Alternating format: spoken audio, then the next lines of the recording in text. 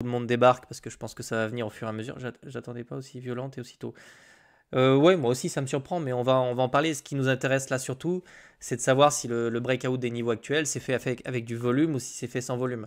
Parce que c'est très important de faire un nouveau sommet avec un volume, tu vois, avec vraiment des inflows, des acheteurs, etc. Sinon, ça peut être des fake out tout simplement. Donc c'est de ça qu'on va parler et ensuite on va regarder un petit peu les structures pour essayer de se situer, je dirais, dans le cycle pour essayer de vraiment comprendre ce qui se passe d'un point de vue structurel, donc notamment à travers la théorie de dos et puis le temps que tout le monde nous rejoigne. Je vais vite fait parler de BitLearn, il y en a pour 1 minute, et puis ensuite on commence directement, on attaque directement l'analyse technique. Donc j'ai mis une promotion sur BitLearn, ça je vous l'ai déjà dit dans mes vidéos de la semaine. C'est une plateforme que j'ai fondée en novembre dernier pour apprendre l'analyse technique et la pratiquer. Donc vous avez les insights avec tous ceux qui sont sur le Discord et la plateforme qui pratiquent régulièrement l'analyse technique à travers les insights. Vous avez petit onglet formation avec du contenu gratuit, du contenu payant. Donc vous pouvez déjà consulter les choses qui sont gratuites. Vous pouvez même consulter tout le programme, voir si c'est quelque chose qui vous intéresse ou pas. Et puis vous avez également accès à un Discord et accès à des journaux de trading. Vous pouvez ici naviguer dans les journaux de trading, les miens, mais ceux aussi de tous ceux qui sont sur BitLearn. Vous pouvez consulter les trades, vous cliquez sur les petites photos, vous pouvez naviguer, voir les notations des trades, etc. etc. Vous pouvez consulter le flux d'activité pour voir un petit peu les trades de vos camarades, cliquer dessus, voir un petit peu ce qu'il a noté sur ces trades. Donc c'est des journaux de trading. Vous pouvez trader en paper, vous pouvez trader en réel et vous pouvez tout journaliser de manière à bien progresser. Et puis bon, l'utilité de BitLearn, c'est que ça évolue au fur et à mesure. Donc on rajoute des fonctionnalités au fur et à mesure. Il y aura bientôt pour ceux qui sont sur BitLearn d'ailleurs, vous aurez bientôt dans les dashboards ici plein de trucs en plus, des métriques, plein de métriques sur les PNL quotidiens, etc. Donc ça va arriver dans la prochaine mise à jour. Voilà pour BitLearn. Si vous êtes intéressé, tous les liens sont dans la description. Je pense qu'on a fait le tour. On va directement attaqué par Bitcoin. Alors, je sais pas comment tourner cette début de vidéo parce qu'il y a beaucoup de choses à dire. Déjà, première chose, je pense qu'on va directement descendre dans les petits intervalles de temps et ensuite on essaiera de travailler les grands intervalles de temps.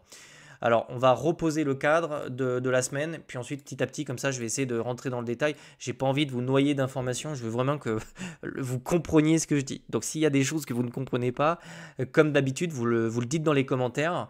Et je reviens là-dessus et je vous vulgarise ça comme je peux. D'accord? Donc là, on va commencer tout de suite. On va reprendre le point qui était ici. On va éviter de revenir là, on s'en fout un petit peu. Là, ok, très bien. Grosse tendance haussière. Je vais virer les EMA pour le moment pour pas vous perdre dans le flow d'informations.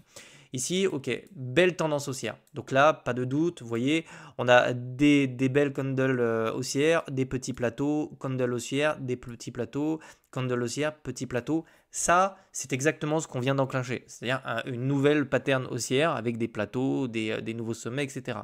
Ce qu'il faut comprendre, c'est qu'à partir ici du 27 mai, on avait changé de dynamique et nous n'étions plus en fait sur quelque chose d'haussier. On était vraiment coincé en fait, on était vraiment coincé entre ces deux bornes.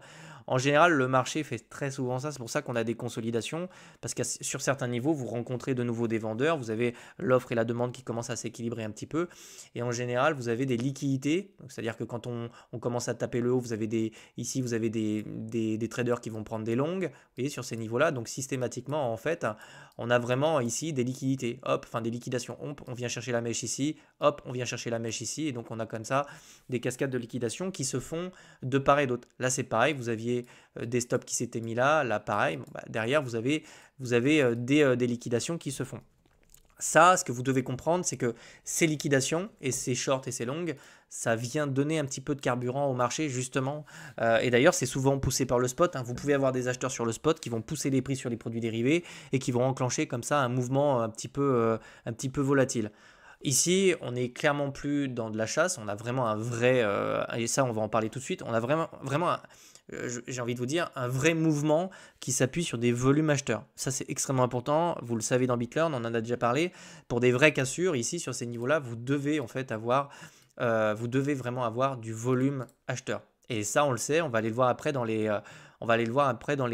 inflows. Donc est-ce que c'est clair pour vous ces structures de continuation qui viennent comme ça chercher des liquidations de part et d'autre, de manière à accumuler en fait des positions courtes et short en vue d'aller s'extraire de ce type de mouvement. En règle générale, de toute façon, théorie de dos, vous connaissez, quand on a un niveau comme ça haussier et qu'on commence à consolider dans 2 bornes, en général, hein, les structures sont plutôt haussières, c'est de la continuation.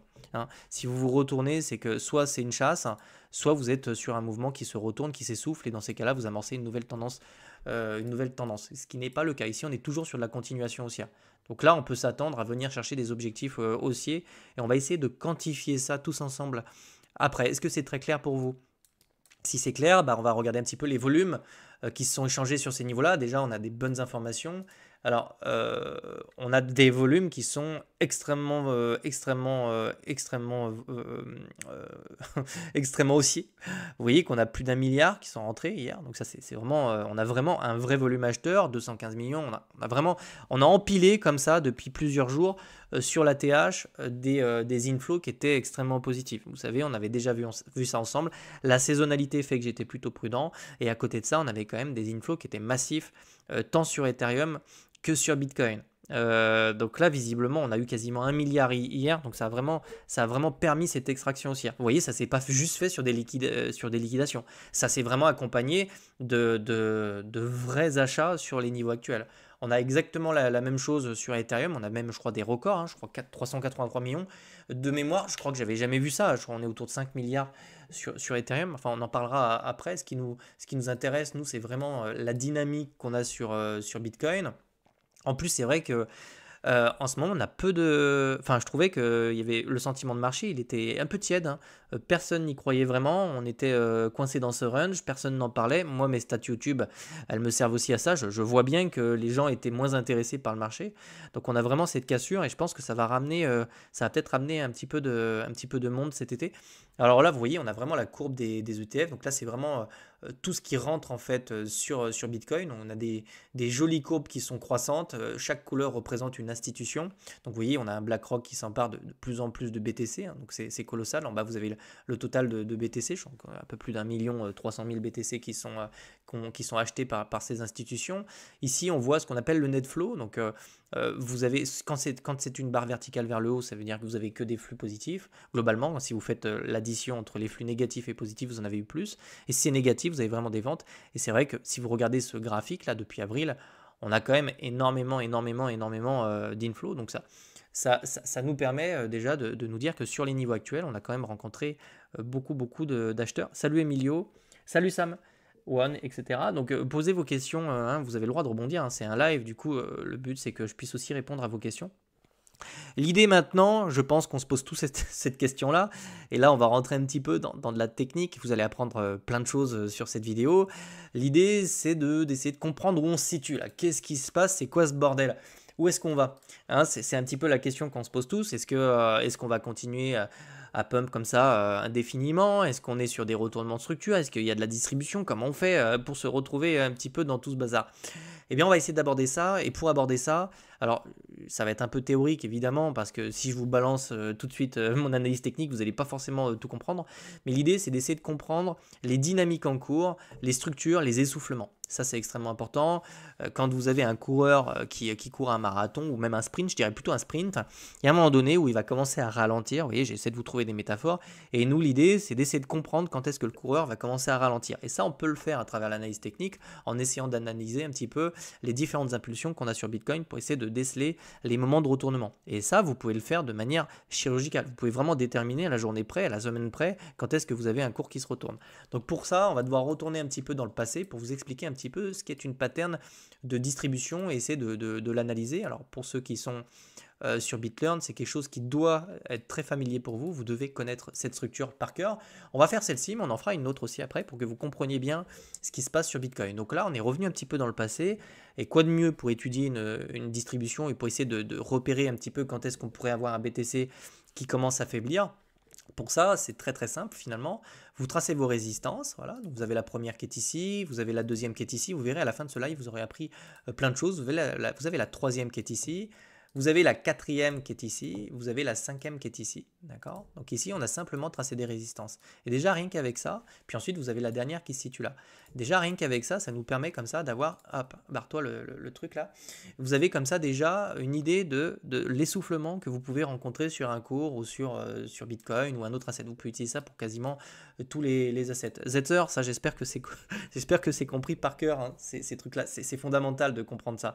Ensuite, on va prendre le price range et on va essayer de comprendre un petit peu le pourcentage de volatilité qu'on a eu entre chaque résistance. Par exemple ici, on a eu vraiment 91%. Ensuite, de cette résistance à la seconde, on a eu 36%. Vous comprenez là déjà le truc?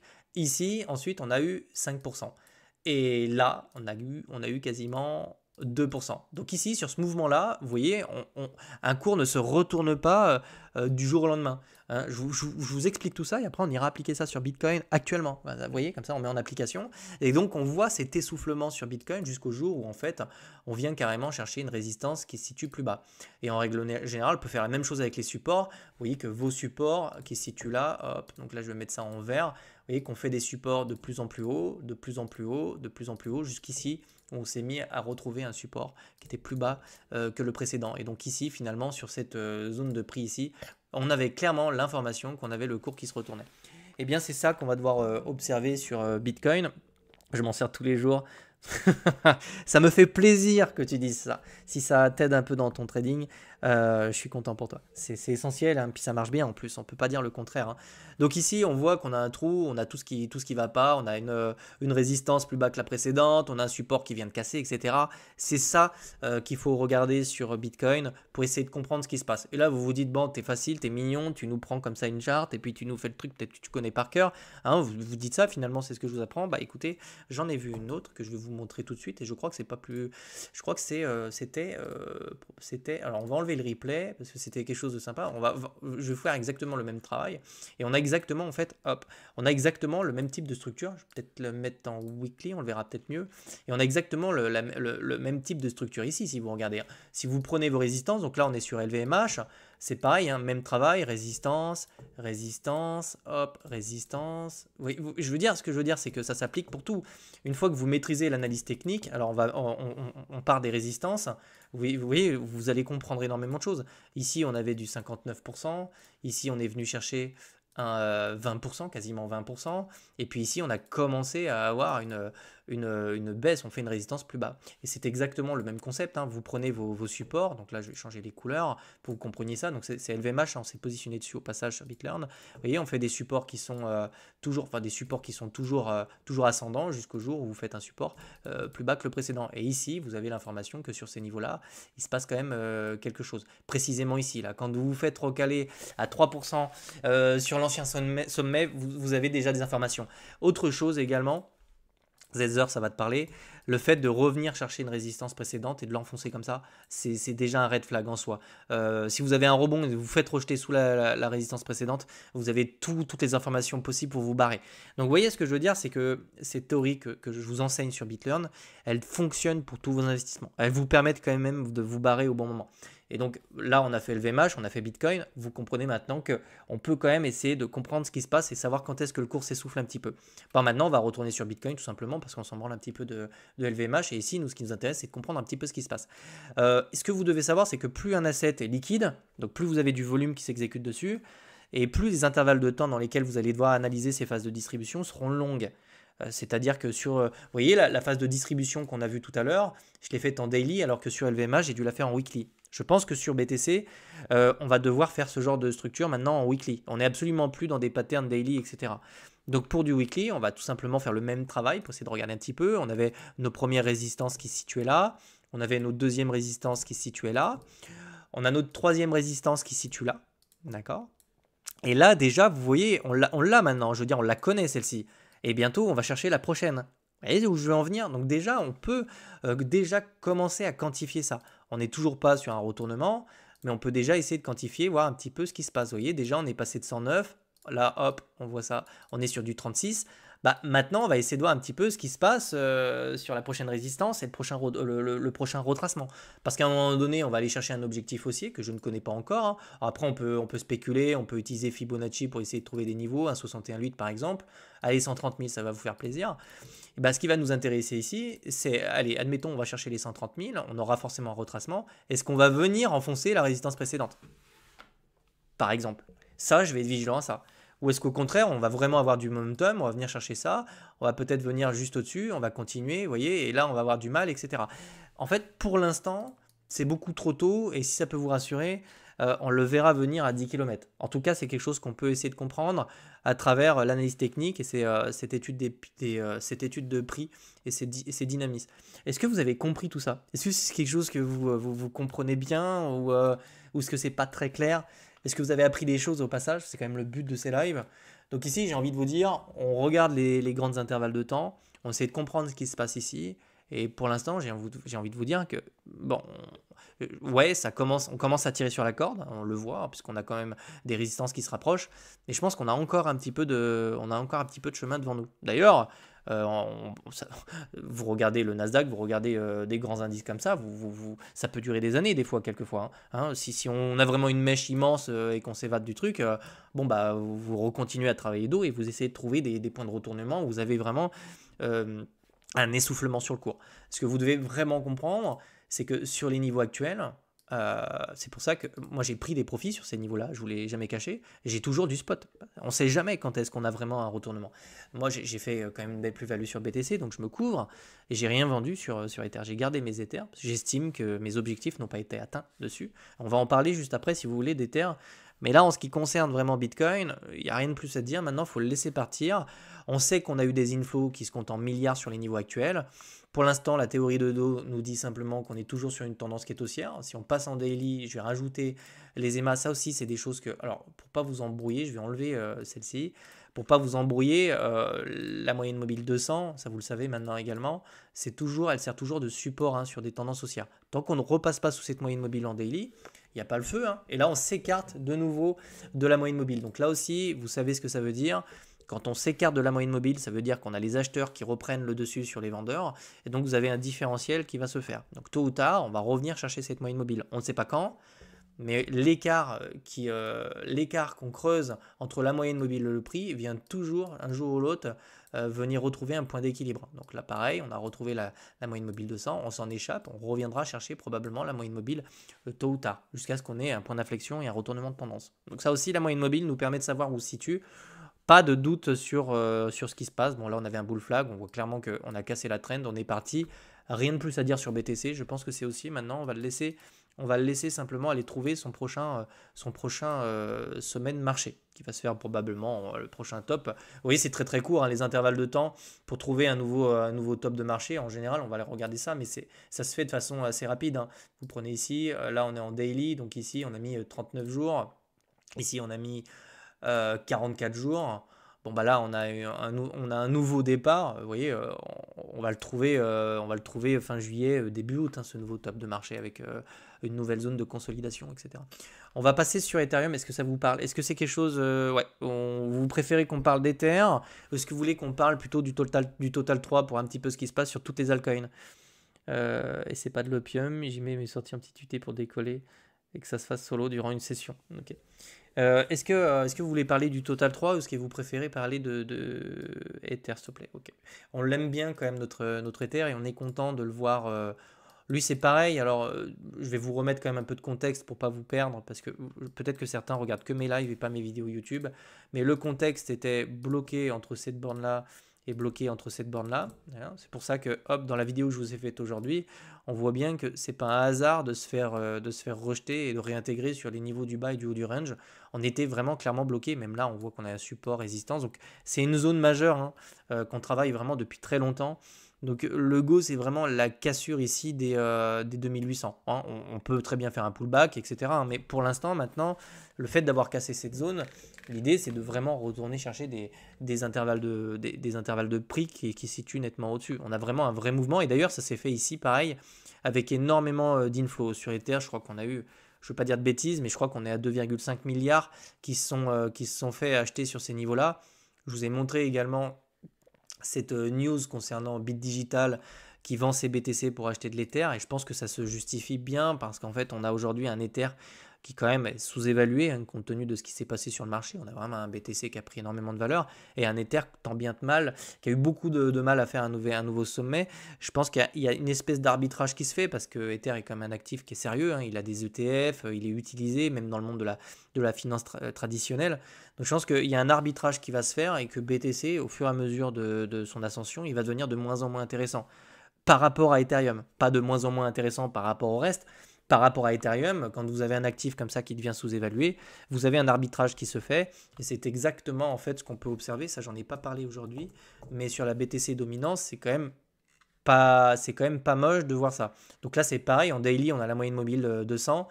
Ce qui va nous intéresser pour vraiment avoir un vrai goût, parce qu'il ne s'est rien passé encore sur Ether, sachez-le, il va vraiment falloir qu'on s'affranchisse en fait déjà de la résistance qui est ici et de la moyenne mobile 200. Ça nous donnera des informations. Moyenne mobile qui est une moyenne des anciennes données. Il va falloir passer au-dessus de la moyenne mobile et s'en échapper pour vraiment avoir quelque chose aussi. Et là, vous aurez vraiment un run qui sera, je pense, anthologique sur Ether. Pour l'instant, je vous le dis, hein, on n'a absolument rien vu sur Ethereum. Ce qui est très intéressant, est-ce que je suis en log? Non, je ne suis pas en log. C'est qu'ici, on est quand même venu chercher des zones qui sont historiques. On pose, pour l'instant, on a l'air de vouloir poser un bottom dans cette zone de prix, vous voyez. À l'époque, vous voyez, on avait vraiment cassé, on avait à peu près le même type de structure. C'est vraiment joli hein, au passage. Hein. On est vraiment venu casser le même type de structure, vous voyez, ça s'est fait avec une impulsion. Je ne sais pas combien de temps on va mettre pour casser ces structures-là, mais je vous dirais que là, on commence à avoir des structures de retournement. Il va falloir confirmer ça, casser la petite zone. Alors, désolé, vous voyez pas grand-chose, mais casser la petite zone qui est ici, de manière à revenir retrouver des niveaux d'intérêt qui se situent nettement plus haut. Et après, à partir de ce moment-là, je pense qu'on aura vraiment la cassure des 4000, etc. Je comprends vraiment pas pourquoi Ether est toujours aussi bas, en effet. Ben, on va en parler si tu veux. Donc, il y a vraiment, ouais, vraiment, on est revenu chercher cette zone de prix. Pour Ether, il y a plusieurs choses qui peuvent l'expliquer. Donc là, c'est juste pour vous montrer que bon, sur la dominance, c'est quand même pas vilain en fait. Même en monthly, je crois qu'on ravale un peu. Sur MACD, vous voyez, on est vraiment toujours dans dans une zone rouge. C'est souvent ici qu'on trouve comme des opportunités qui sont très sympas. Hein. On n'achète jamais quand on a un truc excessivement haussier. Et ici, on est vraiment sur des. Vous voyez, c'est vraiment très beau. Ça fait très longtemps qu'on n'a pas eu ce type de structure sur Ether. Alors là, on est vraiment sur la dominance. Vous voyez, on a vraiment quelque chose qui essaie de partir ici. Donc à surveiller, et il va falloir vraiment confirmer ça avec une belle bougie haussière ici. Sur Ether, il y a eu plusieurs choses. En fait, Ether, moi je pense qu'il y a eu un poil de manipulation, je trouve ça fou qu'on soit revenu chercher les 1400. Et surtout, en fait, ce qui était extrêmement piégeur, c'est que sur les niveaux qui se situent, bah, c'est les niveaux qui se situent là, en fait, on a eu des ETF qui ont été validés. Et on a eu une pression assez forte de Grayscale. Mais il n'y a pas eu que Grayscale, hein. On a eu énormément de shorts. Je pense que enfin, j'en sais rien, là, je veux pas rentrer dans les trucs du complotiste et tout, mais on a eu quand même énormément de shorts. Et beaucoup de monde a shorté. Donc, quand vous avez massivement des gens qui shortent un actif, l'actif perd de la valeur. Et c'est quand même, on est quand même revenu chercher les 1400. Et j'en connais qui ont vendu cette zone de prix. Hein. Même j'en connais qui ont vendu le niveau qui se situe là, alors qu'on était clairement dans une phase d'accumulation. Donc il y a vraiment, sur Ether, il y a vraiment un truc comme ça. Je trouve ça étonnant qu'on soit vraiment revenu chercher ces zones de prix ici. Là, c'est vraiment, enfin, d'un point de vue spéculatif, c'est extraordinaire. C'est vraiment une vraie chasse, quoi. C'est un vrai piège, hein, pour le coup. Si vous prenez, d'ailleurs, c'est déjà arrivé. On va mettre la charte en log. Et là, on va regarder un petit peu ce qui se passe en logarithmique. Ça permet de gommer un petit peu la volatilité qu'on a eue. Vous regardez, on a déjà fait ça sur Ethereum. Vraiment, on est venu là, en 2020, on a fait exactement la même chose. On est venu chercher ces zones de prix. On avait des big résistances qui se situaient sur les niveaux actuels, voilà, sur ces niveaux-là. Puis derrière, on est venu chasser. Hop, on a vite récupéré les niveaux, on l'a cassé. Et ensuite, on a eu un vrai run. Alors, je vais essayer de prendre ma petite flèche pour vous montrer ça. Et là, on a eu un vrai bull run, une vraie ascension. On n'a absolument pas encore eu ça sur Ether. Et c'est exactement la même chose. Hein. Si vous regardez les patterns, alors les patterns, vous savez, on trouve souvent des récurrences un petit peu de partout. Il faut juste les observer. On est revenu chercher des liquidités qui se situaient là. Et on a nos big résistances qui se situent sur ces niveaux-là. Regardez. Donc on a vraiment, pour le coup, on est exactement dans le même type de scénario. Et pour moi, le vrai run sur Ether, il se fera au-dessus des 4000. C'est pour ça que même les 4000, c'est difficile de les vendre. Hein. Je vous le dis comme je le pense. Je vendrais peut-être des récompenses ou ce genre de trucs sur ces niveaux-là. Parce qu'effectivement, il y a des chances que ce soit difficile à passer, mais aussi bien on va la passer comme ça.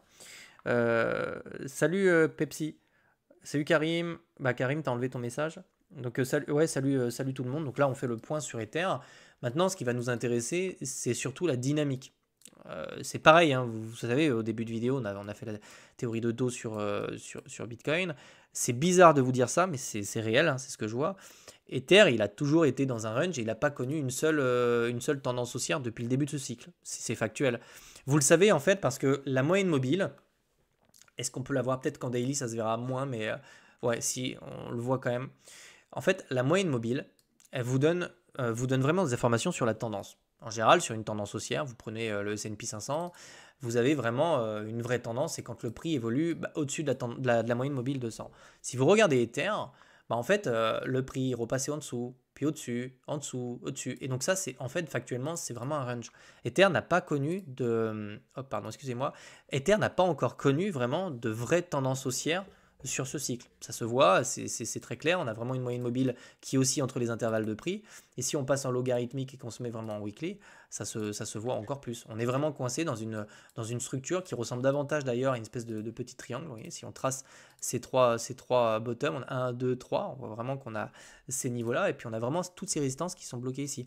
Et en fait, on est dans une espèce d'entonnoir dans lequel on évolue. L'idée, c'est vraiment de venir chercher des bas de plus en plus haut. Donc on a vraiment ici des acheteurs qui viennent chercher et pousser le prix. Là, pareil, hein, ce niveau-là est plus haut que le précédent. En revanche, sur les sommets, vous voyez qu'on a beaucoup de mal à venir faire une pression baissière. Donc ici, les vendeurs auront de plus en plus de mal, en tout cas c'est comme ça qu'on peut interpréter la charte, les vendeurs ont de plus en plus de mal à maintenir les prix sous les 4000. Pourquoi? Parce que vous avez des pressions haussières qui sont sur ces niveaux-là, sur ces niveaux-là. Là, pareil, hein, je maintiens, mais on a eu quand même 2,5 milliards qui sont rentrés sur ces niveaux-là. Donc je comprends que l'idée de vendre ici, c'est tentant, et peut-être que c'est pas une mauvaise chose si vous voulez vous protéger un peu, mais il y a un monde où on casse vraiment ce niveau-là en fait. Et si on casse les 4000 derrière, c'est ce que je maintiens, j'ai toujours pensé ça, hein. Il y a moyen que le vrai run en fait se fasse au-dessus des 4000, au-dessus de la TH, au-dessus des 5000. Parce qu'en réalité, au-dessus des 4000, il n'y a vraiment pas grand-chose, hein. Sur Ether, si vous partez en découverte de prix, et vous avez quand même des informations qui sont, des datas quand même qui sont intéressantes. Déjà ici, on le voit sur les métriques, on a vraiment des institutionnels qui se sont positionnés sur Ethereum. On fait un record en inflow sur les ETF, alors même que quand on était sur ces niveaux-là, en termes d'entrée, on avait un Ether qui était à 4000. Alors qu'ici, on a un Ether qui est à 3000 et on a vraiment beaucoup plus d'inflow. Donc là, on était sur 3 700 000 Ether, je crois que là, on est sur du 4 170 000. Donc il y a vraiment eu c'est ce qu'on appelle de l'accumulation. Vous voyez ce que je veux dire? Quand vous avez des inflows ininterrompus et que le prix ne bouge pas, ça veut dire qu'en fait les types sont simplement en train de racheter tous les bas de range, etc. Et ça se voit pas forcément sur le prix. Mais le problème de ça, c'est que l'accumulation, c'est quelque chose qui se fait discrètement. Et puis vous venez assécher l'offre, puisque tous ces Ethers là, ils sont sur des portefeuilles quelque part. Vous voyez, ils sont pas en vente, ils sont pas remis sur le marché. Ils peuvent l'être, mais ils le sont pas. Donc vous avez ici, je crois que vous avez à peu près 4 millions de tokens donc qui sont pas en vente. Vous avez également le stacking, ça aussi c'est intéressant à surveiller parce que c'est des jetons qui sont pas sur les places de marché. Et ici, vous avez un record, on est sur du 35 000, 35 millions, excusez-moi, 35 millions 816 000 jetons qui sont pas disponibles. À ça, rajouter des Ethers qui sont perdus, parce que moi-même j'en ai perdu, qui sont bloqués sur des portefeuilles que je pourrais jamais, enfin à mon avis jamais récupérer. Mais vous avez, voilà, vous avez tout ça, ça fait quand même peut-être, je sais pas, une quarantaine, une cinquantaine de millions de tokens qui sont bloqués. C'est quasiment la moitié des jetons en circulation totalement. Après, vous avez aussi une part des jetons qui sont naturellement sur les places de marché et qui servent vous voyez, de liquidité avec les market makers et tout ça. Tout ça c'est normal, hein, voilà. Et donc vous avez comme ça une offre qui s'assèche et vous avez des mouvements qui peuvent être très paraboliques. Et je pense qu'après la chasse qu'on a vue là, pour l'instant, le prix il est simplement sur une tendance haussière ici. Alors on aura des retracements, hein, ça ne se fera pas forcément en ligne droite comme ça, même ici, hein.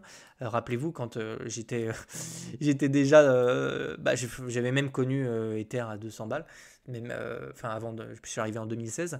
Dites-vous que ça se mérite en fait d'aller. Donc l'idée c'est vraiment de vendre au fur et à mesure. Puis quand vous avez des vrais signes de retournement, c'est de sortir complètement du marché, en tout cas une bonne partie. Donc ici, probablement qu'on a vraiment de l'espace pour aller chercher de nouveaux objectifs haussiers. Donc encore une fois, on peut paniquer, on peut vendre, etc. Il faut toujours garder un cap. Et c'est pour ça que c'est bien aussi d'avoir des billets et c'est bien de comprendre ce qu'il en retourne. Je vous ai déjà expliqué Ether, je le comparais vraiment à Linux. C'est quelque chose qui permet comme ça à la finance traditionnelle d'utiliser un protocole décentralisé. Donc c'est un petit peu comme Linux. Et quand vous utilisez votre téléphone Apple ou Android, bah, vous utilisez Linux sans le savoir. Ethereum, je pense que demain, il aura une part dans la finance décentralisée traditionnelle qui sera non négligeable. Et je pense qu'il peut s'apprécier. En tout cas, je pense qu'il peut nettement aller chercher des targets qui situent au-dessus des 4000. Donc maintenant, bon, bah, l'objectif sur le court terme, c'est un petit peu ce que j'ai dit aujourd'hui dans ma vidéo. On va essayer de passer en daily peut-être pour tracer ça. Mais l'idée en fait maintenant, c'est d'aller chercher. Alors je vais repasser en normal. L'idée maintenant, c'est d'aller chercher en fait toutes les résistances qu'on a perdues en fait, hein, vous voyez, donc celle-ci, celle-ci. On a également celle-ci et probablement que si on dézoome, je vais même passer en weekly, ça peut être intéressant. On a vraiment une zone importante que j'ai vue. C'est globalement, vous avez donc les énormes résistances qui se situent là, je vais la mettre en vert. Et vous avez également le top qui se situe ici. Et donc dans cet espace-là, vous avez probablement des turbulences à venir. Hop, alors, y a un monde où on y retourne. Et ici, ce sera une zone qui sera pas, qui sera difficile parce qu'on a des chances de se faire rejeter, etc. Donc globalement, vous connaissez les objectifs haussiers sur Ether. Sur du moyen long terme, je pense qu'on a quand même des structures qui sont haussières, hein. Pareil, vous passez en ligne si vous ne les voyez pas, mais ici, c'est pas baissier, c'est haussier. Et ensuite, on observe ce qui va se passer sur les résistances qui sont là. À mon avis, les deux qui sont là se feront rapidement avaler, même si on a des petites turbulences, peut-être un support. Mais derrière, l'objectif, c'est vraiment d'aller chercher les 4000, mécher un petit peu au-dessus, peut-être se faire avaler, consolider. Et idéalement, on aimerait vraiment consolider sur ces niveaux-là, hein, autour des 4000 $. J'ignore la temporalité, ça peut aller très très vite, hein. Aussi bien en août, on y est. Je sais qu'en fin d'année, ça peut être, vous voyez, pareil, en fin d'année, on a toujours des marchés qui sont plus ou moins haussiers. Alors, bon, BTC nous fait mentir cette année. Peut-être ce sera le cas en fin d'année, je ne sais pas. On a des baisses de taux. Sur Ether, on a Fusaka. On a aussi, n'oubliez pas, les ETF stacking aussi qui peuvent arriver et qui peuvent permettre aussi, et c'est peut-être ça qu'on est en train de pricer aussi en partie, qui peuvent donner du carburant comme ça à Ethereum. Voilà, en ce qui concerne Ethereum, je pense que entre ce que je vous dis là et la vidéo que j'ai faite aujourd'hui, je pense qu'il n'y a pas grand chose de plus à dire, c'est haussier, on laisse les choses se faire. Et dites-vous qu'ici, il y a des mecs qui se sont positionnés avec des milliards. Donc les types, ils vont probablement pas vendre à 3000. Je ne pense pas que ce soit très intéressant. Ils vont à minima chercher les 4000 et puis vous en avez qui vont garder ça pendant des années, hein. Et de toute façon, les mecs, ils vendent pas tout comme ça, hein. Ils vendent par petite quantité, tout simplement. Juste pour pas impacter le prix. Et, enfin voilà, c'est une question de gestion du... Et je vois ça. Alors, je regarde un petit peu tous les commentaires parce que j'ai pas forcément tout lu. Alors, je me pose sûrement un peu bête, mais j'imagine qu'il y a un rapport. Que vaut une boîte comme The Blockchain Group? Pas de moquerie, hein. Je sais pas, je connais pas The Blockchain Group. Euh, XRP, malgré le marketing de Ripple, je le mets dans la case des alts et perso, je les bannis de mes wallets. Bah, faut voir les fondamentaux. Moi, je suis pas un XRP maxi. Je trouve que le truc, il a végété pendant des années et tout, je trouve, en termes de rendement, mais il faut reconnaître qu'il est quand même solide. On a vraiment tenu le. Tiens, ça d'ailleurs, je me souviens que je vous avais fait cet AT, je vous avais dit surveiller les niveaux qui sont là. Surveiller les niveaux qui sont là. Pareil, ça c'est très sympa. On a vraiment le petit W. D'ailleurs en daily, je pense que ça se voit bien. Sur XRP, c'est beau. On peut pas dire qu'il est pas. On peut pas dire qu'il a pas de. Il a un volume acheteur aussi, hein. Là, c'est vraiment très très beau. Lui, c'est pareil. Il vient chercher un nouvel objectif. Après, XRP, je vous avoue que j'ai toujours du mal fondamentalement à me demander à quoi sert ce truc, hein. Si demain les banques et tout l'utilisent, pourquoi pas. Il y a beaucoup de. J'ai l'impression qu'il y a beaucoup de hype et tout. Mais si on. Faut toujours rester objectif. Si on regarde objectivement ce qui se passe, c'est boule, hein. Enfin, c'est joli, hein. XRP fait partie de ces tokens sur ce cycle qui a été extrêmement résilient. Vous voyez la moyenne mobile 200 en daily, toujours pareil, hein, la moyenne mobile 200, c'est vraiment quelque chose qui vous permet de savoir si on est sur quelque chose d'haussier. On a tenu la moyenne mobile 200 et on vient s'extraire en cassant une structure. Bah, pour moi, il n'y a pas de problème, c'est très sympa sur XRP. Et je suis pas un maxi XRP, mais quand les choses sont belles, voilà, je le dis, hein. Hello, j'ai mis 250 mardi, je suis à 315 aujourd'hui, il continue de grimper aujourd'hui, je ne sais pas si ça va continuer de monter dans les prochains jours ou si ça va stabiliser. Eh bien, c'est toujours le même principe, hein, de toute façon. Karim, forme-toi au moins, enfin, avec moi ou quelqu'un d'autre, mais il faut vraiment que tu arrives à lire des charts pour comprendre ce qui se passe ici. Là, on voit vraiment, tu vois, qu'on est venu chercher un nouveau creux plus haut que le précédent. Tu peux tracer ta traîne, tu vois que ta moyenne mobile passe, le cours vient se poser dessus. Tu as des niveaux qu'on vient casser. Fondamentalement, ces niveaux-là sont très importants. On est dans un triangle. On a commencé à s'échapper ici, tu vois, et on vient de casser ce niveau-là. Donc, c'est aussi, il n'y a pas de raison qu'on n'aille pas chercher de nouveaux sommets. Après, tu as des résistances qu'il faut chercher, hein. Tu as celle-ci, c'est la première. tu as la deuxième, et en fait, tu viendras juste sur XRP, tu viendras trouver un sommet quand BTC ira trouver le sien, en fait, tout simplement. Là, pareil, on voit qu'on a eu un retournement de tendance. Là, bon, on a eu une anomalie de marché, mais on voit clairement que sur ces niveaux-là, déjà, on est passé d'une tendance qui était baissière à un range, en fait. On le voit bien, vous voyez ce que je veux dire? Je vais la mettre en rouge pour que vous compreniez bien ça. On est vraiment passé de l'autre côté, hop, on se met à consolider sur les niveaux actuels. On est bloqué presque dans un range, hein, parce que je vous ai tracé un triangle, mais en fait, vous pouviez même prendre le bottom qui est là. Vous voyez, on est vraiment, hop, on peut même le tracer là. On était bloqué davantage dans une espèce de, hop, désolé. Ah, des fois, TradingView, il est casse-couille. Donc, on était bloqué davantage dans un range. Bon, bah, l'idée maintenant qu'on s'en est échappé, c'est de venir chercher des nouveaux objectifs haussiers. Et l'analyse technique, c'est vraiment ça. C'est améliorer ta lecture des graphiques, ta compréhension des charts, de manière à te positionner intelligemment. Et voilà, c'est ce qu'on fait exactement chez nous. Vraiment, l'investissement long terme, d'abord, et puis ensuite, tu peux descendre dans les intervalles de temps jusqu'au jour où tu es à l'aise avec ça et où tu peux commencer à prendre des positions en trading. Je vais continuer à lire les. Alors, si vous avez des questions, après, je pense qu'on terminera par les altcoins. Je ne me mettrai pas plus dessus de toute manière. Ok, j'ai acheté mes ETH en prévoyant de les vendre à 6000. Maintenant, je ne suis plus aussi confiant, mais je ne désespère pas après un retour à 1400. On n'a plus peur de rien. Bah, c'est toujours pareil. Les mecs sont des professionnels pour nous faire péter les plombs. On va pas se mentir. Je le vois tous les jours quand je trade le Nasdaq. La psychologie en trading fait partie du jeu. Les mecs savent très bien y faire. Et c'est des professionnels. Donc les types vous font hésiter, mais les types, ils viennent de rentrer là. Comprends bien ça. C'est qui m'a posé? Inconnu, inconnu. Ok, inconnu, inconnu. Les types viennent de se positionner sur les niveaux actuels. Donc c'est absolument pas. Voilà, je pense que sur le long terme, il n'y a pas de raison que ça s'évalue pas. Je répète, je sais que je suis têtu là-dessus, mais quand une charte elle est sympa et quand un actif a des fondamentaux qui sont solides, je ne sais pas pourquoi je ne retournerai pas ma veste. Après, on peut se dire que sur Ether, un jour, il y aura une erreur dans le code du protocole lors d'une mise à jour, etc. On va en vivre des choses. Tu vois, je te dis pas que tu vas pas aller chercher les 6000 dans la souffrance, hein. C'est difficile hein, d'acheter, d'être capable de garder. Imagine-toi que j'ai acheté là, j'ai acheté là, j'ai acheté là, j'ai même racheté là, sur le niveau qui était là, et même sur mon CELI, j'en avais acheté un petit peu ici. Alors dis-toi bien que sur Ether, voilà, il faut être solide quand même pour te prendre des années dans la gueule et revoir ton prix quasiment revenir chercher des points d'entrée, hein. Mais ça fait partie de l'investissement. Faut avoir des biais, il faut essayer aussi de te dire que, en fait, essayez de comprendre ce que vous achetez. Essayez de lire les graphiques aussi, c'est très important parce que si tu achètes comme ça sans savoir ce que tu achètes, c'est déjà un problème. Et si en plus de ça, tu ne sais pas quand vendre parce que tu as une mauvaise lecture des graphiques, c'est encore plus compliqué parce que tu vas être pris par tes émotions. Par exemple, quand on était ici, j'en connais, hein, en MP en plus, qui sont venus me dire qu'ils avaient vendu là, même qu'ils avaient vendu sur les niveaux actuels. Je dis pas que c'est mal, mais la psychologie, c'est vraiment quelque chose de compliqué à gérer. Et vous devez vraiment vous dire que bon, bah, quand on se situe sur des niveaux qui sont là, vous n'êtes absolument pas dans des niveaux sur lesquels vous devez vendre vos Ethers. C'est une catastrophe. Et il y en a beaucoup qui ont vendu là. En plus, on avait vraiment plein de signaux ici. Je vous les avais donnés, hein.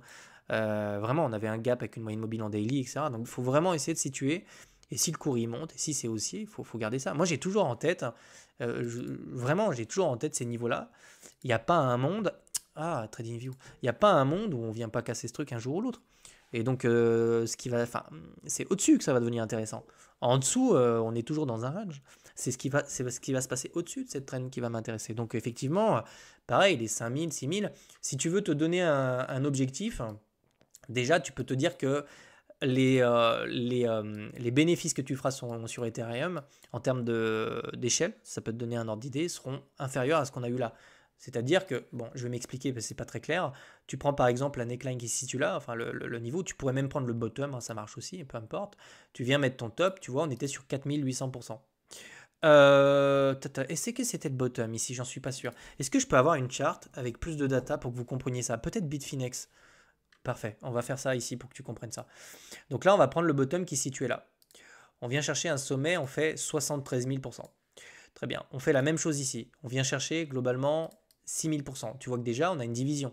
Tu peux faire un produit en croix et tu peux essayer de deviner à peu près le pourcentage qu'on pourrait avoir. Je ne l'ai plus en tête, j'avais calculé, mais je ne l'ai plus en tête. Donc même si le prix devient beaucoup plus élevé, le pourcentage de gain, lui, sera plus petit. Donc tu vois, si on est sur du 6000%, et serait-ce que si on divise ça par, je sais pas, tu viens chercher du 2000, ou même du 1000, enfin on est sur des niveaux qui sont, enfin imagine que même du 400, on est déjà sur tes objectifs. Donc même si tu viens chercher même 500% qui me paraît pas, c'est bizarre de vous dire ça, mais même 500%, Ça me paraît ridicule à côté de ce qu'Ether peut. C'est pour ça que je vous disais, les 10 000, pour moi, un jour, on peut les faire. Il faut vraiment comprendre cette échelle. Ça a été la même chose. Vous voyez, vous dites, bon, je vous montre ça, je vous vends de l'opium, etc. Prenez BTC. On va faire Bitfinex parce que j'ai l'impression qu'il y a pas mal de. Voilà. C'est exactement la même chose. Hein. Là, on peut vraiment le quantifier. C'est-à-dire que sur BTC, ici, bon, on avait des stats complètement débiles, 2000. Là, on venait chercher, hop, les 1800. On venait peut-être même à peu près presque les 2000 ici. Et là, pareil, on vient chercher des 600%. Donc, même si on a. D'ailleurs, tu pourrais appliquer les mêmes ratios sur BTC et sur Ether pour essayer de calculer un petit peu. Mais même 600% sur BTC sur ce cycle-là, tu calcules ça par rapport au 1900 pour un petit peu le ratio, en sachant que lui, il n'a toujours pas terminé son run. Hein. Il a toujours pas terminé son run. Hein. Donc, même s'il vient. C'est pour ça que je vous dis, gardez les échelles aussi en tête. Hein. Parce qu'à un moment donné, je ne pense pas qu'on refasse du 2000% sur ce cycle. Ce serait enfin, voilà, on aura probablement des patterns de distribution qui se feront sur ces niveaux-là. Observez également cette échelle. Alors, on voit que ça diminue, hein, de 3000, 2000, admettons 800. Faut aller calculer ça sur Ether pour avoir une idée. Mais même si on fait du 600%, même sur Ether, tu vois, 10 000, on se met. Est-ce que je peux le mettre en log? Est-ce que ça aurait du sens? Non, ça va déformer les trucs. Si on se met comme ça et qu'on dézoome, euh, même à quelque chose de raisonnable, hein, 600% sur Ether, ça nous ramène quand même sur des niveaux des 10 000, tu vois. Et ça me paraît pas déconnant quand tu vois la charte comme ça, qu'on aille chercher un jour ces niveaux de prix. Il faut toujours essayer de garder. Et là, tu te dirais, bon, ok, imagine, je les vends sur les 2500 parce que j'ai été impatient et j'ai pas été capable de tenir le niveau qui est situé là.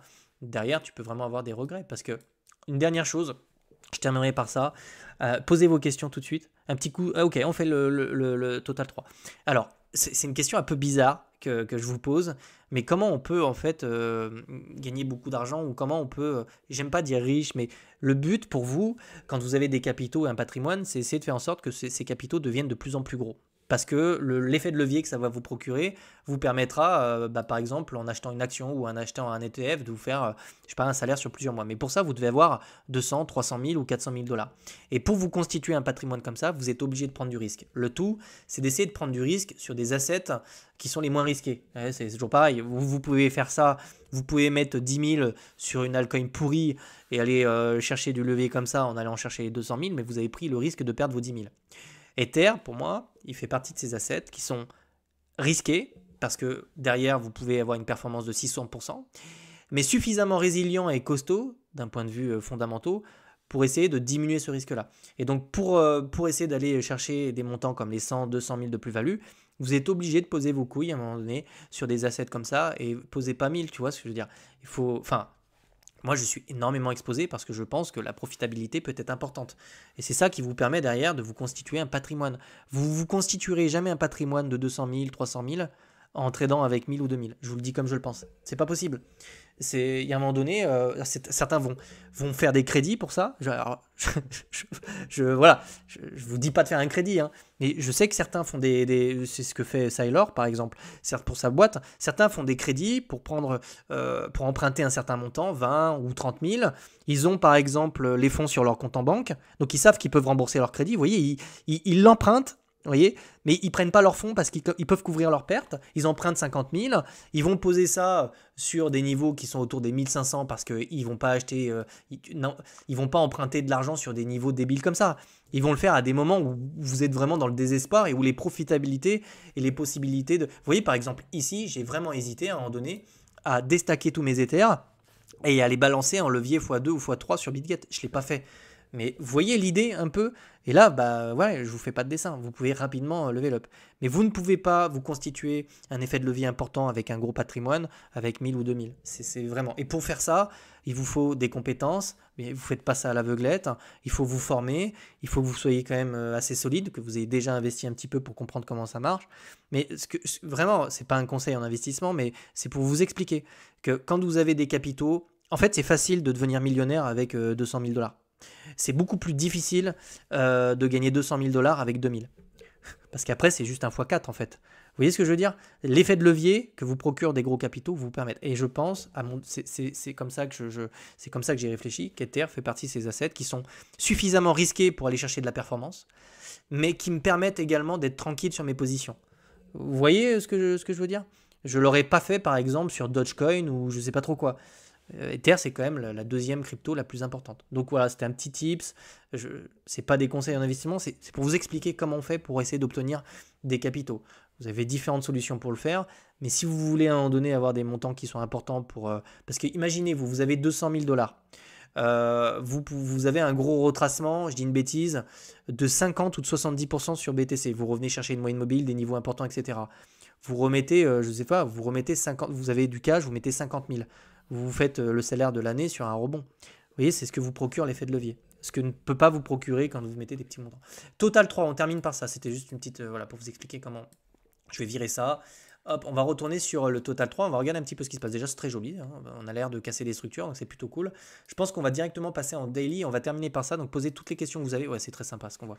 Donc là, pareil, hein, on est toujours dans le scénario que je vous ai dit la dernière fois. Donc là, on avait cette belle tendance qui était baissière, hein, qui s'est achevée ici précisément. C'était un petit peu la même chose qu'ici. On avait une tendance baissière qui s'était achevée ici. C'est toujours la même chose, hein, toujours au contact de la moyenne mobile 200, qui nous permet de nous garantir qu'on est toujours sur une tendance haussière. Pareil, on a réintégré la moyenne mobile 200, donc toujours sur qui s'est fait également avec des petites mèches sous support, petite mèche ici sous support. Vous voyez, là, on a quand même une récurrence et une redondance. On a des gros niveaux qu'on est en train de venir chercher, c'est ce niveau-là, hein, sur le Total 3. Donc si on casse ces niveaux-là, on peut derrière espérer revenir chercher les sommets qui se situent là en termes de capitalisation et pourquoi pas aller chercher un nouveau sommet. Vous voyez, on est là. Donc là, on est sur une énorme résistance. Ça va beaucoup dépendre de ce que va faire BTC. Est-ce que BTC va casser son sommet actuel, là, parce qu'il est en train de doucement remonter? Est-ce qu'on va venir chercher des niveaux de prix qui sont nettement plus hauts? Auquel cas, on a des chances d'avoir... C'est pareil, ça va attirer du monde. Hein, quand tout le monde vous dit, oh, regarde, sur Ether, j'ai fait 8%, cette bouche à oreille, ça fait venir des gens. Et c'est comme ça que vous arrivez à faire des nouveaux sommets sur... voilà, donc là, je ne vous cache pas que c'est intéressant de voir ce qu'on a. Alors, pour l'instant, on est toujours bloqué, hein. Pour l'instant, j'ai pas changé d'avis, on est toujours bloqué un petit peu plus ou moins dans ce range-là. Donc, mais c'est sympa, on a vraiment une belle volatilité. Donc l'idée, c'est vraiment de s'affranchir ça pour aller chercher un nouveau sommet. Donc le Total 3, je te dirais que pour l'instant, tout va bien. Je m'attendais à ce qu'on casse ces niveaux-là plutôt en septembre, plutôt en octobre, mais on ne décide pas, hein, c'est pas nous qui faisons le marché, donc on le laisse casser, et tant mieux si on part maintenant, ça veut dire qu'on va chercher des nouveaux objectifs aussi sur le Total 3, et donc globalement sur un petit peu, putain, XRP 11% quand même, d'accord, et donc voilà, c'est plutôt, alors je lis les messages. Merci, en tout cas, c'est super clair. L'idée, c'est toujours le principe, hein, des lives, c'est essayer de vous apprendre des trucs, hein. Si vous voulez aller plus loin dans la compréhension de tout ce que je vous montre là, j'ai créé BitLearn pour ça. Vous avez le Discord, il n'y a pas d'abonnement, vous payez une fois, et vous avez le Discord, et vous pouvez apprendre. Le but, c'est de faire exactement ce que je fais là, hein, c'est d'avoir la même compréhension, hein. Mais ça passe par de la pratique. Ça passe par une pratique quotidienne. 600%, c'est vrai, merci, je pars emprunter 100 000, prends 200 000 pour être tranquille, prends 200. Ouais, tu vends ta maison et t'empruntes 200 000. Je le fais pas, hein, évidemment, je préfère le dire. Je suis bien d'accord, c'est bien la raison pour laquelle je suis très investi sur ETH depuis très longtemps. Ok, très bien. Bon, et ben je pense que sur ce, c'est vert, ça fait plaisir, on va en profiter, on va essayer de passer un très bon week-end. Je vous retrouve mardi prochain, et puis pour tous ceux qui sont sur Discord, de toute façon, je reste disponible, n'hésitez pas à me MP si vous avez besoin de quoi que ce soit. Je vous souhaite de passer un excellent week-end, à la semaine prochaine.